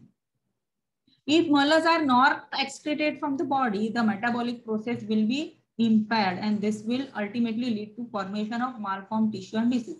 तो mala part अगर नहीं हुआ तो कहीं ना कहीं जाके वो अटक जाएगा एंड वहां ऑब्स्ट्रक्शन पैदा करेगा, ऐसा बताया है। तो वो वहां की जो फंक्शन है, जो जहां भी वो जाके अटकता है वहां फंक्शन डिस्टर्ब होगा। तो importance of, now see now import stool, we have this much of mala. Now they have different types of examination, how they diagnose the disease. Even in modern medical science also they have this examination. So this is, modern medical science is only 500 years old, ये समझ लो। And Ayurveda है 5000 साल पहले ऋषि मुनि ने stool examination बताया है। So stool examination gives information about physiological and pathological states of the body, like a state of Agni, कैसा कलर है, कैसा फॉर्मेशन है, स्टिकी है, वहाँ उसमें क्या क्या है, तो उसके अनुसार हम डायग्नोज, वर्म्स है, क्या क्या है, हम डायग्नोज कर सकते हैं कि बॉडी में कुछ तो कहाँ क्या प्रॉब्लम है, कैसी प्रॉब्लम है. स्टेटस ऑफ अग्नि, we can know status of अग्नि कि अग्नि बराबर है कि नहीं है. Symptoms of abnormal doshas. Prognosis of the disease. Prognosis mean कि ये डिसीज क्योर होगा कि नहीं होगा, जी उसको हम प्रोग्नोसिस कहेंगे. Presence of parasite. Parasite mean worms. different types of worms are there, tapeworm, roundworm and all, threadworm, all types. So methods of examination of stool. तो कैसे मेथड है कि फिजिकल, उसका कलर देखते हैं, ऑर्डर देखते हैं, क्वांटिटी देखते हैं. जल निमज्जन, all this is given in Ayurveda in detail कि अगर ऐसा कलर है तो ये प्रॉब्लम हो सकती है, ये डिसीज हो सकता है, ऐसी स्मेल है तो ऐसा है, क्वांटिटी लेस और मोर, तो उसके अनुसार भी डिसीज डायग्नोसिस है, बट इतना हमारे डिटेल में अभी नहीं है. जल निमज्जन. What is jala nibbajan? To detect the presence of ama in case of fever, amvata and amvata by dipping in water. Nowadays, most of we have that in Western toilets. तो उसमें हम वो जल निमज्जन नहीं देख सकते. लेकिन जल निमज्जन क्या है कि थोड़ा बोलने के लिए ये लगेगा कि, लेकिन मैं आपको ओपनली बताती हूँ कि जो स्टूल है वो तैरना चाहिए. तो हम कह सकते हैं कि नहीं, food is digested and that is the stool of digested food. अगर वो डूबता है, डिप हो जाता है, तो समझना है कि जो हमने खाना खाया है वो अच्छे से डाइजेस्ट हुआ नहीं है, अभी भी उसमें आम पार्ट है. तो दैट इज जल निमज्जन test. Also urine examination reveals the kidney function and much more. For example, pus, glucose, blood, urea, color of the urine, uric acid, any drugs, etc.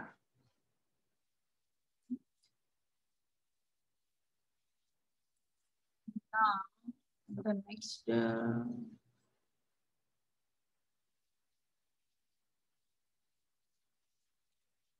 तो बेसिक्स हमने अभी भी बाकी है थोड़े.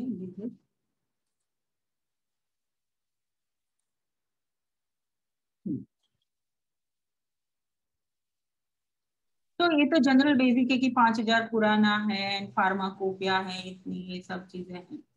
तो now we have seen that त्रिदोष. Actually first ये स्लाइड लेनी थी, बाय मिस्टेक मैंने वो स्टार्ट कर दी. तो Ayurveda has this much of branches. हाँ, इसलिए उसको कहते हैं सी दिस काय चिकित्सा एज द जनरल मेडिसिन. जैसे मॉडर्न मेडिकल साइंस में भी ब्रांचेस है, ऐसे आयुर्वेद में भी सारी स्पेशलिटीज है. तो काय चिकित्सा, जनरल मेडिसिन. काय means body, internal medicine, it's a medicine part. बाल रोग तंत्र ऐसा नाम बताया तो हम उसको पीडियाट्रिक्स कहेंगे. कुमार भृत्य तंत्र, स्त्री रोग प्रसूति तंत्र, गायनेकोलॉजी एंड ऑब्स्टेट्रिक्स. ग्रह चिकित्सा मीन्स साइकेट्री एंड पैरासाइकोलॉजी. शालक्य तंत्र, शालक्य means ENT, ophthalmology, dentistry and neurology. शल्य तंत्र, it's a general surgery, plastic surgery, orthopaedic surgery. दंत शास्त्र, दंत, ये कुछ तो गलत स्पेलिंग लिखा है. अगध तंत्र, आगध तंत्र is toxicology and forensic science. ये मैं देख के आपको बताती हूँ. हाँ, उन्होंने टाइपिंग में मिस्टेक की. जरा चिकित्सा, जेरिएट्रिक्स. एंड इट इज वृश्य चिकित्सा. जेरिएट्रिक्स मीन्स ओल्ड एज. हाँ, जरा means old age. So there is a separate topic of this disease deals with old age, senior citizen. Vrishya Chikitsa, it's a rejuvenation therapy, provost therapy, immunomodulatory therapy. It is also known as Rasayan Chikitsa or Vajikaran Tantra. So that's why the Ayurveda is known as Ashtanga Chikitsa. Aim of Ayurveda ये है, M of Ayurveda की जो healthy है उसको healthy रखो. The aim of Ayurveda is protect health of healthy person and alleviate disorder in disease.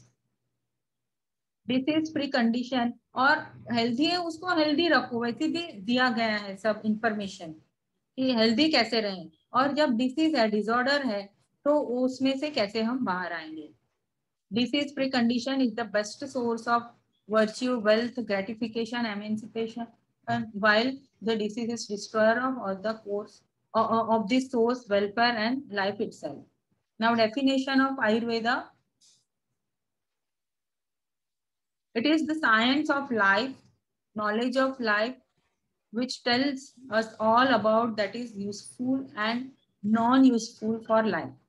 कि life के लिए क्या यूजफुल है, क्या यूजफुल नहीं है, ये सब बताते हैं. What is pleasurable and non-pleasurable for life? To achieve good health, what one should do or avoid in exact way and exact measures. सब बताया कि कितना खाना चाहिए, सब proportion बताया है. That has been explained in great details. What term to be Ayurveda.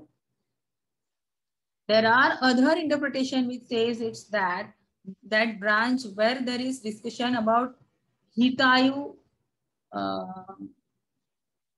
यहाँ भी कुछ तो गड़बड़ है, स्पेलिंग मिस्टेक है. सुखायु and dukhayu and all the regimen to achieve a state of health in Ayurveda. That is all described in this Dinacharya and Rutucharya. Therefore, sages or seers of Ayurveda has discussed various theories to explain the way to do so. Now we'll see very briefly the basic theory of Ayurveda. So theories in Ayurveda, Panch Mahabhut theory has given, Tridosha Siddhant we have done, Shada Rasa theory are there, 6 types of rasas are given, some Samanya Vishesha Siddhanta, means Samanya means general और specific, particular अगर disease है तो उसके लिए क्या क्या regiments है वो भी बताए हैं. Agni Sankalpa that we have seen, Agni Sankalpa, and Dhatu Sankalpa that we have seen, Utpatti and many more. So 3 gunas, Sattva, Rajas, Tamas are there in Ayurveda. You all know and or you will learn in your Sankhya part. Pancha Mahabhutas, that also you will learn. 3 doshas we have done. Sapta Dhatus we have done. Traya Dasha Agni. Trayo Dasha. Traya means 3 and Dasha means 10. So 3 plus 10, 13 Agnis are there we have done. 3 Malas are there we have done. 3 gunas, या तो ये हमारा यहाँ पे हमने 3 गुणास वगैरह देख लिया, ये पूरी अलग डिटेल है. Now अभी 36, okay, we'll cover this Dincharya Rutucharya part.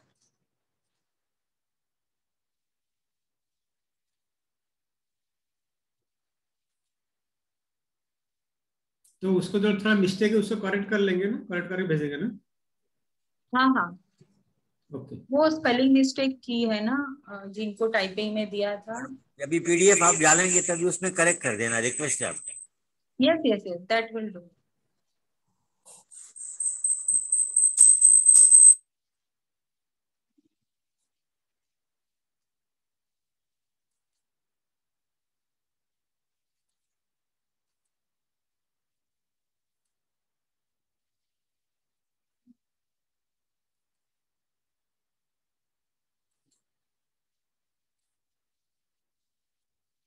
थोड़ा मुझे नॉलेज कम है common laptop.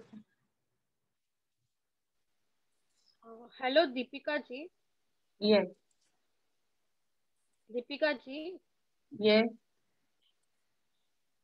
Can you put more light on Amvat concept in Ayurveda? आम क्या है कि आम is the metabolic waste. Yeah, and wherever it gets accumulated, there will be problem. बहुत कुछ है एक्सप्लेन करने के लिए। आमवाद की मैंने डिटेल मेरी यूट्यूब चैनल पे मैंने दिया। आप दीपिका हिंगू टाइप करेंगे ना तो उसमें आर्थराइटिस का एक ये मिलेगा, उसमें मैंने आमवाद की बहुत अच्छे से डिटेल में डिस्कशन किया है। आपको सिर्फ दीपिका हिंगू यूट्यूब पे टाइप करेंगे और आर्थराइटिस का आप वीडियो देख लेना, 2-3 घंटे का वीडियो। तो अब दिनचर्या हम देख लेंगे। दिनचर्या तो आयुर्वेद में क्या है, देखिए जैसे हमने बताया कि हेल्दी को हेल्दी कैसे रखें ये पहले बताया है, एंड डिसीज पर्सन है उसको हेल्दी कैसे बनाएं। तो हेल्दी को हेल्दी कैसे रखना है, क्या चीजें जरूरी है, इसलिए उन्होंने एक हेडिंग दिया है, the heading under the heading of स्वस्थ वृत्त। वृत्त मीन्स हमारा वर्तन, जिसको हम कहते हैं अवर बिहेवियर। तो स्वस्थ लोगों का बिहेवियर कैसा होना चाहिए, तो दिनचर्या पूरा दिन कैसे होना चाहिए, रात्रिचर्या कैसी होनी चाहिए, एंड ऋतुचर्या ऐसे। क्योंकि आयुर्वेद में डिसीज होने के 3 कारण ऐसे बताए हैं कि आहार, ऐसे बहुत सारे कारण दिए लेकिन 2-3 मेन है कि आहार, विहार एंड ऋतु। तो ऋतु भी एक कारण है रोग पैदा होने का, कि जैसे हमारे देखो मानसून है तो हमारे डाइजेशन कम हो जाता है, मेटाबॉलिज्म ऑटोमेटिकली कम होता है। तो वो ऋतु में आपका कैसा बिहेवियर होना चाहिए, लाइफस्टाइल होनी चाहिए, उसका सारा वर्णन किया है। तो इसलिए कभी देखो मानसून में किसी को अस्थमा वगैरह प्रॉब्लम होने लगते हैं, तो दैट इज ड्यू टू ऋतु। तो ऐसे इसलिए उन्होंने ऋतुचर्या ऐसे बताया है। अब पहले हम देखेंगे दिनचर्या। Ayurveda is the eternal science of life. The goal of Ayurveda is to maintain the health and cure of the disease. To achieve one such goal of maintaining the health, Dincharya is one of the means. According to layman, Dincharya means to follow certain things like waking up early in the morning, brushing teeth, etc. Whereas in Ayurveda, along with this thing, there are different procedures like Nasya, Tambula, Abhyanga, Snana, etc. So ये सारी चीजें हैं, नस्य करना, तांबूल, that will see what is there in दिनचर्या. Dincharya includes things which are mandatory to follow regularly so as to maintain normal equilibrium of dosha, धातु, मल and अग्नि. तो ये अगर रेजिमेंट आप फॉलो करते हो तो आपकी ये जो सारी चीजें हैं, दोष, धातु, मल, अग्नि, that we have discussed, that will be normal. Practicing दिनचर्या is easy to understand and implementation of it. For being healthy, one should follow the daily regimen which is described in our class. Sanskrit word Dincharya defines a daily routine. Din means daily, Charya means practice or routine. According to Ayurveda, one should follow Dincharya in order to lead a healthy and disease-free life. Ayurveda gives more emphasis on prevention of disease than treating a disease. So more emphasis on prevention of disease. तो पहले ही उन्होंने गोल बताया कि healthy को healthy रखो. Prevention is better than cure. Dincharya helps to establish balance in one's constitution. It also regularizes a person's biological clock, aids digestion, absorption and assimilation, and generates self-esteem, discipline, peace, happiness, and longevity. Right? So, pratidinam kartavyam charya iti dincharya. The definition has given. प्रतिदिनम में daily, ऐसा नहीं है कि हफ्ते में एक बार, महीने में एक बार हम फॉलो करेंगे. It is to be done daily. चर्या मीन्स आचरण और क्रिया और एक्टिविटी. तो dinacharya is this: wake up early in the morning, ब्रह्म मुहूर्त में उठना. Right? It is good to wake up before sunrise. तो ऐसे कहते हैं ना कि सूर्यवंशी और चंद्रवंशी. तो चंद्रवंशी बनना है. चंद्रवंशी में जब भी चंद्र रहता है तभी उठना है, हमने चंद्र के दर्शन करना है. एंड सूर्यवंशी सूर्य के दर्शन करते हैं. So before sunrise, when there are loving qualities or sattvic qualities in nature that brings peace of mind and freshness to the senses. Sunrise varies according to the season. तो वो सीजन के अनुसार कभी 6 बजे सूर्य आता है, कभी 6:30 बजे. तो according to that you have to get up early in the morning. And इसके लिए उन्होंने ब्रह्म मुहूर्त बताया है. तो ब्रह्म मुहूर्त ऐसे 3 बजे से 6 बजे तक का जो टाइम है उसको ब्रह्म मुहूर्त कहते हैं। देन मलोत्सव, तो ये भी एक सीक्वेंस उन्होंने बताई है। हाँ, this is in sequence, this is to be done in sequence, एक के बाद ऐसे बताया है। पहले उठो, then you have to go to मलोत्सर्ग विधि। टू सिग्निफिकेंट थिंग, वाचम नियमम, बाय कीपिंग साइलेंस। वचम नियमम मीन्स बोलना नहीं है, ऐसा बताया उन्होंने, बोले बगैर कैसे मलोत्सर्ग करना है, बोलना नहीं है हमने। या silence with concentration, it helps to complete evacuation of stool and urine, because वो फिर हम बोलेंगे। सी, एक थोड़ी फनी चीज है लेकिन इट्स वेरी साइंटिफिक। अगर while defecation means passing the stool, the term is defecation, अगर आप श्वास बाहर निकाल के आप प्रेशर देंगे तो वो प्रेशर नहीं होगा इतना, आप को प्रेशर दे ही नहीं पाएंगे, पुश कर ही नहीं पाएंगे। तो अभी आप है ना, वो कल अब देखना, थोड़ा ट्राई करना, एंड आप श्वास लेकर फिर आप डेफिकेट करेंगे, दैट स्टूल पास करेंगे, तो वो बराबर से स्टूल आप फोर्स देके, थोड़ा सा प्रेशराइज देके पुश कर पाएंगे। तो like that only, if you utter a word or something you are doing while passing stool, like paper reading or any, your energy is diverted, pranic energy is diverted. So that's why they have given this term that concentration वहीं पे रखो। हाँ तो ये बहुत scientific चीज है कि, और फिर घंटे तक बैठे रहेंगे और पेपर पूरा पढ़ लिया तो भी नहीं हो रहा है। पेशेंट आके बताते हैं, इसलिए सारी चीजें मेरे माइंड में आती है, मैं बहुत कोरिलेट करती हूँ। जब भी कोई भी पेशेंट आते हैं तो योग और आयुर्वेद को जोड़ने की कोशिश करती हूँ। दो my clinic is in lower middle class, my husband clinic is in posh area and he has doing a successful Ayurvedic practice. हमारे 26 साल से घाटकोपर में है, लेकिन मेरे एरिया में ऐसे लोग हैं कि मुझे बताते कि मैडम मुझे 1 दिन की दवाई दो, मुझे काम पे जाना है। तो मैं तभी तो उनको मेडिसिन दे देती हूँ, लेकिन फिर अगर बार बार वो लेकर आया तो मैं उनको काउंसिल करती हूँ, उनको मैं फ्री में देती हूँ अपना जल नीति पॉट, सूत्र नीति, और सिखाती हूँ मेरे क्लिनिक में, और वो करते हैं। इवन एनीमा पॉट भी मैं उनको देती हूँ और वो एनीमा भी करते हैं, लेकिन थोड़ा उनके लिए उनको काउंसिलिंग की जरूरत है, उनको समझाने की जरूरत है, तो वो करते हैं। तो ये सब पेशेंट आके बताते हैं ना, इसलिए फिर मैं पूछती हूँ कि आप क्या करते हो। 1 घंटा बैठे, पेपर पूरा पढ़ लेते ना मैडम तो भी नहीं होता सेटिस्फैक्शन, तो पेपर पढ़ते हो इसलिए नहीं होता है, पेपर बंद करो। तो ऐसे वो बातों बातों में पेशेंट ऐसे बताते हैं, और हम फिर वो ये कोरिलेट करेंगे तो बहुत अच्छे से आप उनको रिजल्ट दे पाएंगे। एक पेशेंट आके मुझे बताया कि एक थोड़ी फनी चीज है, लेकिन अभी ऐसे याद आ गया, ऐसी बहुत सारी फनी चीज पेशेंट से भी हमें बहुत कुछ जानने को मिलता है। कि पेशेंट आया और मुझे बताया कि मैडम मैंने बहुत ये प्रॉब्लम था, सिर दर्द या कुछ तो कंप्लेंट था, तो मैंने कैरोसिन ले लिया।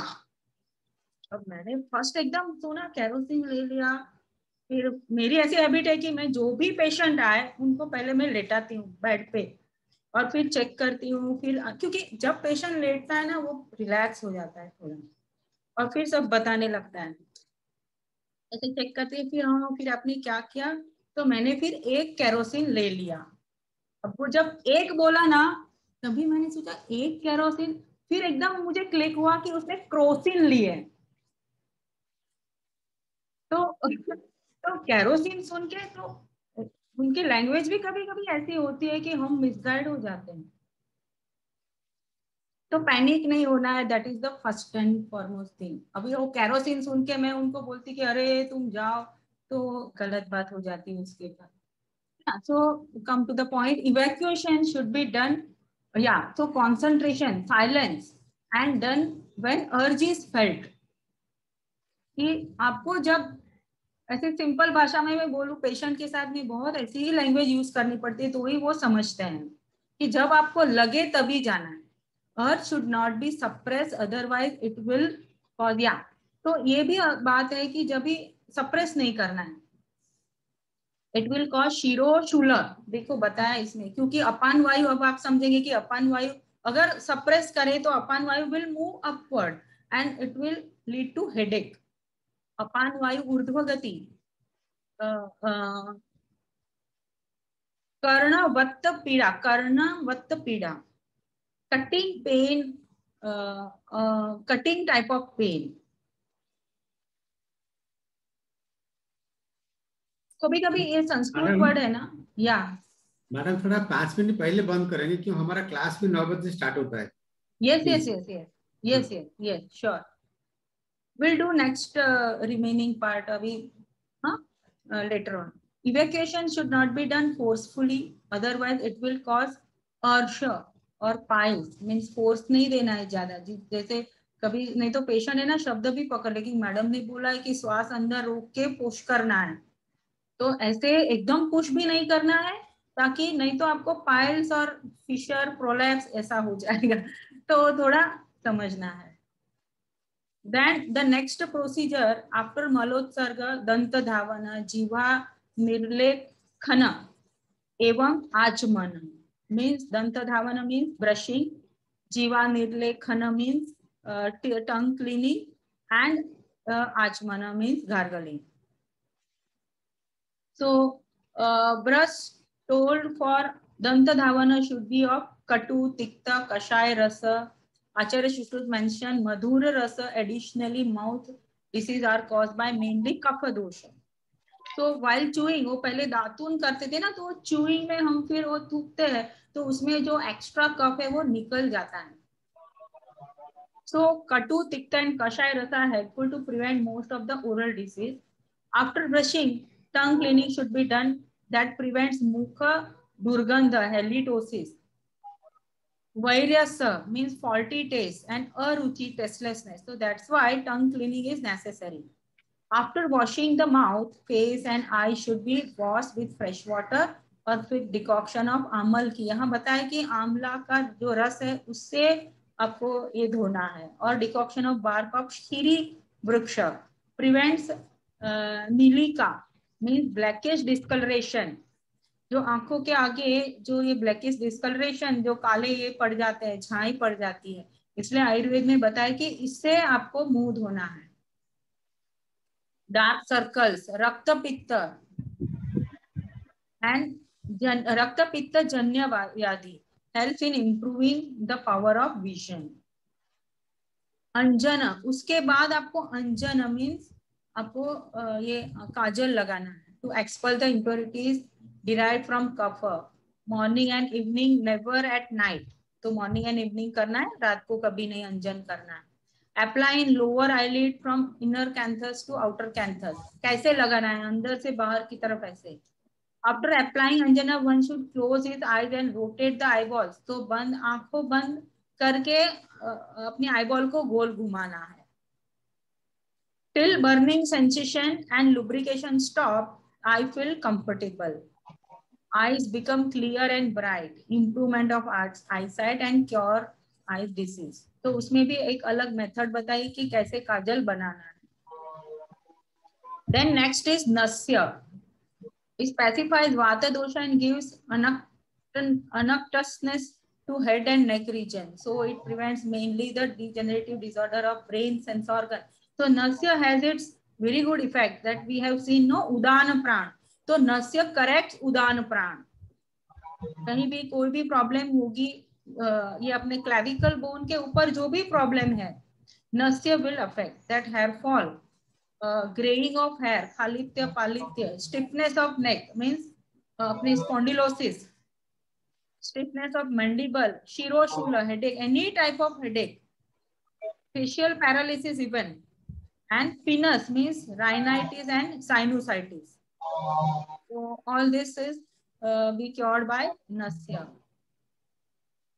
Kavala and nasya, yes. Massage जैसे हो. Pardon? मसाज जैसे हो वो ये नस्य है.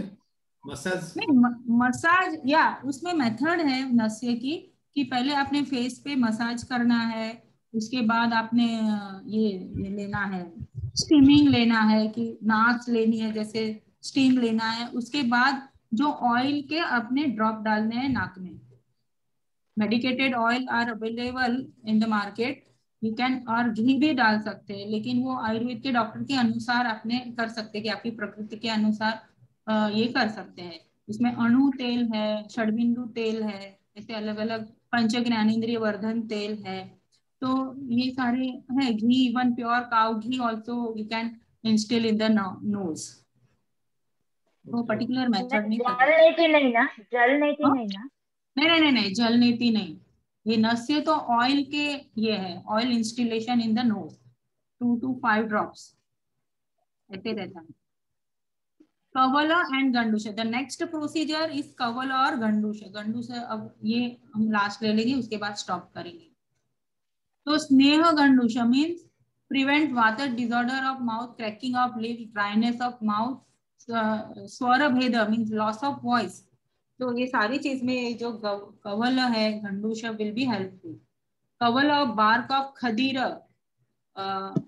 अरिमन एंड क्षीरी वृक्ष prevents mainly कफज disorder, अरुचि, मुख वैशर्य means faulty taste, halitosis है दुर्गंध, लाल स्त्राव, excessive salivation when gandusha is done with lukewarm water gives feeling of lightness in the mouth.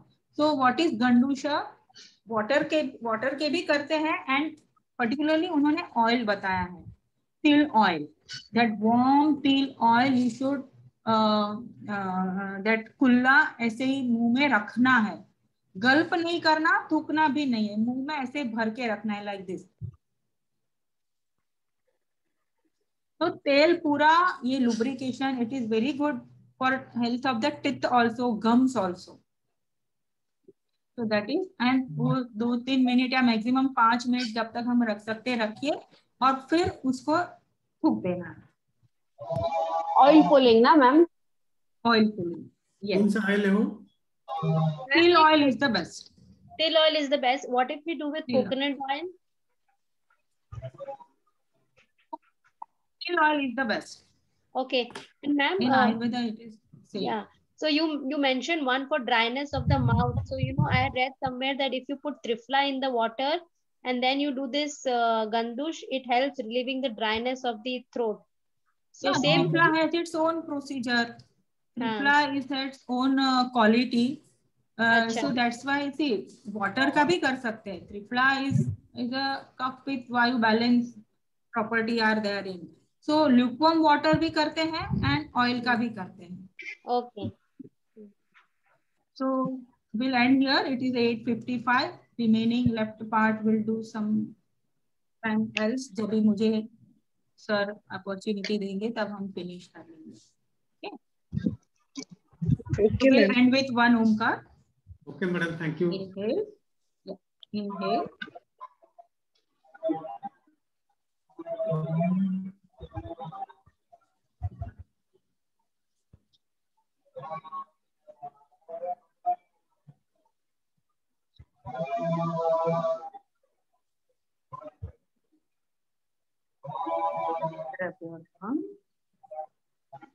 Place them on the impressions.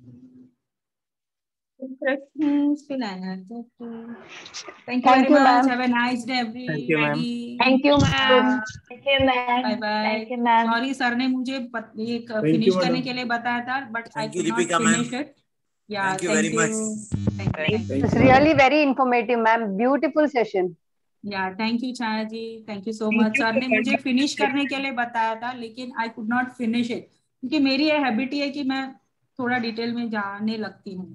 Okay ma'am, अच्छा है, दूसरी बार आपसे चांस मिलेगा. या Thank you, ma'am, for wonderful session.